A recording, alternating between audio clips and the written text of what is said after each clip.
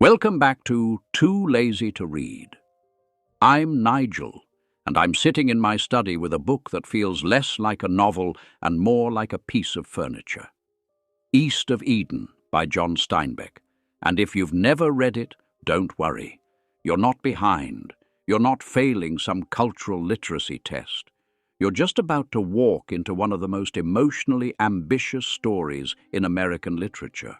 A story that wants to be a family saga, a moral argument, a love letter to a place, and a retelling of an ancient myth all at once.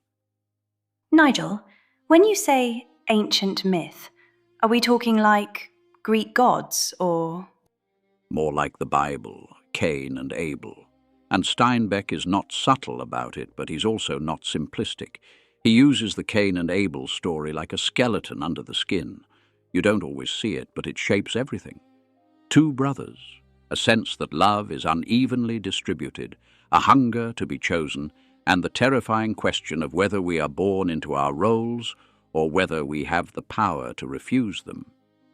So it's basically, what if your family drama, but biblical? Exactly. But before we get to the people, Steinbeck starts where he always starts when he's at his best, with land. He opens with the Salinas Valley in Northern California. Not just it's here on the map, but this place smells like this. The grasses have names, the hills feel like moods. He describes two mountain ranges like two personalities. The Gabelans on the east are warm, inviting, almost maternal. The Santa Lucias on the west are dark and forbidding. He even admits he carries a love of east and a dread of west, and he doesn't fully know why. He talks about rain cycles, wet years, dry years, and how people forget extremes the moment they're not living inside them. In dry years, they forget lushness ever existed.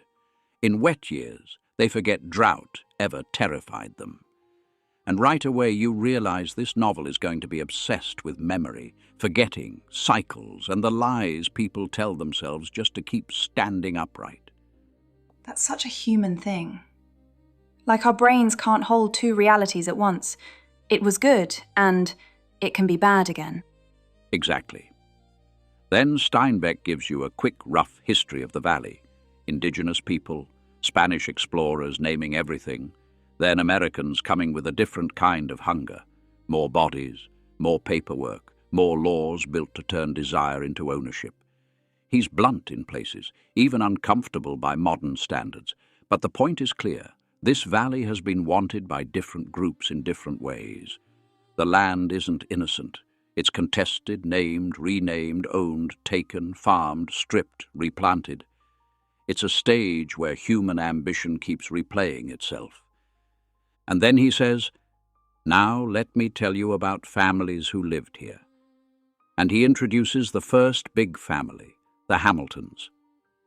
Steinbeck admits he's relying on hearsay, old photographs, family stories, because the Hamiltons are his people, or at least modelled on his mother's side.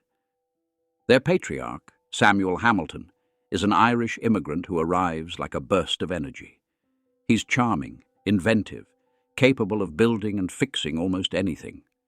He's the kind of man who can deliver a baby, repair your wagon, and tell you a story that makes you laugh, even if you're having the worst week of your life. The kind of guy who's everyone's favourite neighbour and everyone's worst business partner. Exactly. Samuel has no gift for making money. He invents clever things and other people profit off them. He works constantly, but he's not ruthless. He's not a collector, he's a maker. And his wife, Liza Hamilton, is the opposite energy. Tiny, hard, Presbyterian, suspicious of fun, convinced that joy is basically an open door for sin to walk in. Samuel is laughter, Liza is discipline. Their land is harsh, thin soil, no water, the kind of acreage that looks impressive on paper but doesn't feed cattle.